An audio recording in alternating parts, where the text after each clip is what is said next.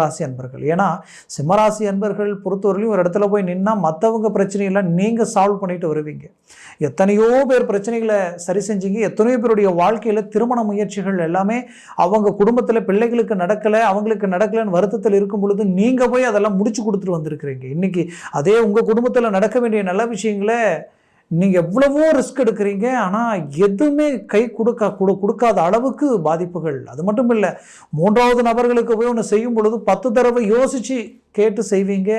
அது இன்னைக்கு வரைக்கும் நல்லா தான் இருக்கு, உங்க ராசியோ இல்லை உங்களுடைய மேனேஜ்மெண்ட்டோ. ஆனா அதுவே உங்களுடைய குடும்பத்தில் நடந்த சுபகாரியத்துக்கு மற்றவங்களுடைய வார்த்தைகளை நம்பி செய்து இன்னைக்கு நீங்க ஏமாற்றத்தை சந்திச்சிங்கன்னு தான் சொல்லலாம்.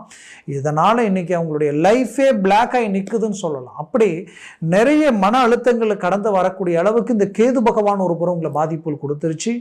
இதுலேயும் அஷ்டமஸ்தானத்தில் இருந்த ராகுவால ஹாஸ்பிட்டல் செலவு